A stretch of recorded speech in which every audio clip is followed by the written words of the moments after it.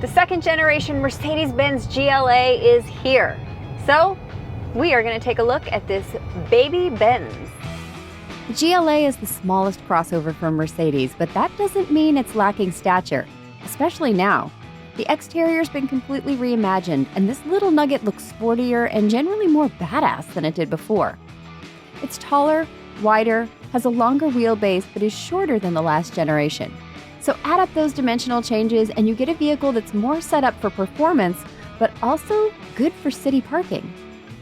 The GLA takes on more of a sport coupe shape with its sloping roof and short greenhouse. It gets shorter overhangs in the front and rear and rides on standard 18-inch wheels. You can upgrade those to the 20-inch AMG wheels, though.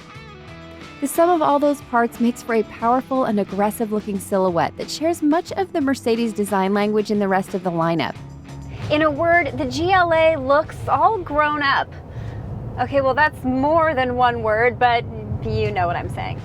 The only thing that might be a downside to those changes is I feel like it's lost the unique personality that was instantly recognizable as the first-gen GLA.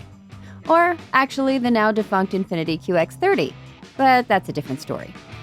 So without going too far down any rabbit hole, the GLA looks great. But on the flip side of that, it also looks a little bit like some other stuff that's out there. Speaking of, if you are in the market for a small luxury SUV, then you've got a lot to choose from, including the Audi Q3, Volvo XC40, or the BMW X1.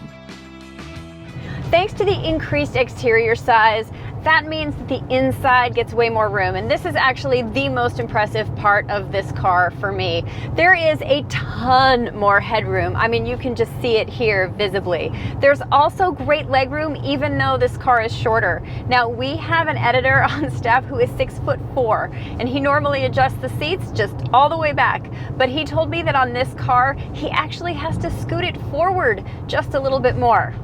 Obviously, that is not my problem, but even my 5'5" frame is very comfortable in my seating position. The back gets a whopping 4.5 inches more legroom. This second row features 7-position recline and a slider, but unfortunately we don't have that $360 option here. I sort of wish Mercedes kind of threw that in there for free, but you know, they're trying to keep costs down, so fair enough. As for cargo space, it's ample. And because of the placement of the taillights, the power liftgate, which comes standard, opens nice and wide for easy load-in. There's something that's really intuitive about the cockpit of a Mercedes. There is a lot of storage in here. You've got some in here, you've got some here for these things, in here, in here. The interior materials used definitely live up to the badge. This ambient lighting and wood trim are upgrades on the option sheet, however. Even the airplane-inspired air vents look great. The Mercedes MBUX system shows up in the GLA now, too.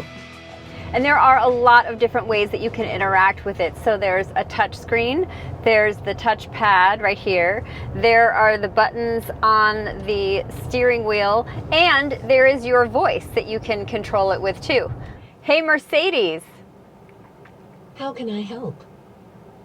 What do you think of BMW? They're nice. I like seeing them through my rear view mirror. That's awesome. Have you subscribed to the Kelley Blue Book YouTube channel? I'm sorry, but I can't help you with that right now. Boo, but you should.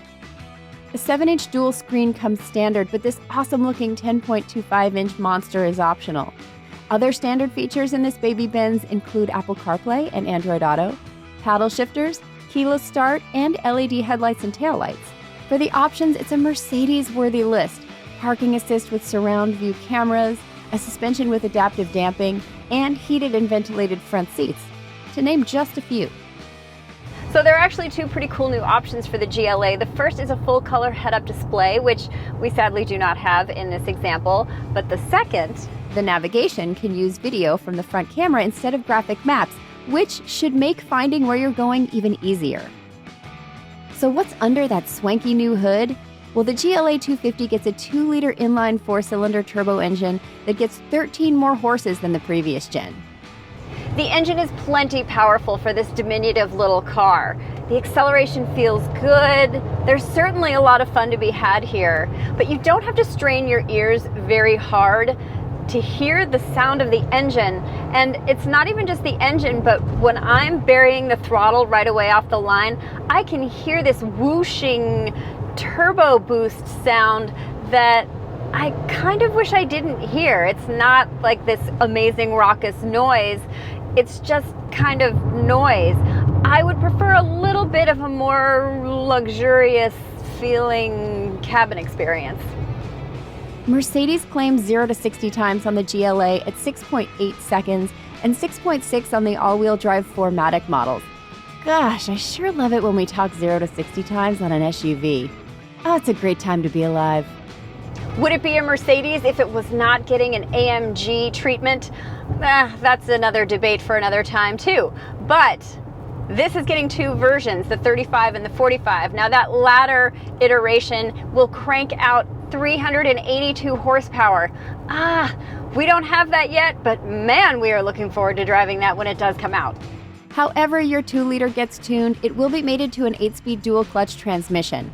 It makes shifts smoothly, and at least on our front-wheel drive model, the ratios work fine.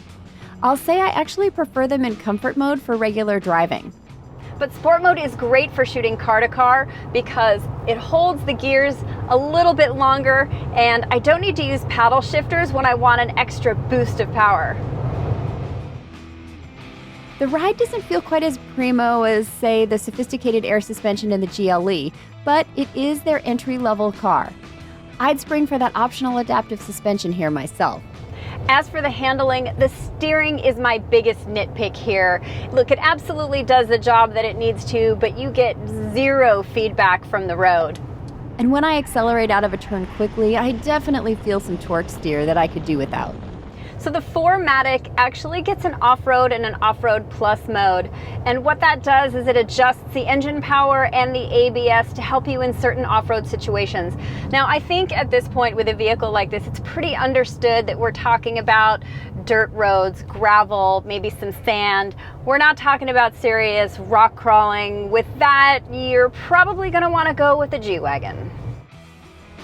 Gas mileage numbers won't break the bank, and you won't take much of a hit opting for all-wheel drive. Mercedes always offers exceptional driver's assistance systems, even on this entry-level crossover. Blind spot alerts and emergency braking come standard, but buyers can opt for more advanced systems like lane keep and lane change assist and active steering assist. So this example that I'm driving isn't super blinged out with options, and it will cost you about $42,700. Pricing on the GLA 250 starts at $37,280, including destination fees. The 254 4MATIC starts from around $39,300. So is the second generation GLA worth a second look? Yeah, you know, from where I'm sitting, especially if you're like a tall person looking for a smaller SUV, my answer is yes.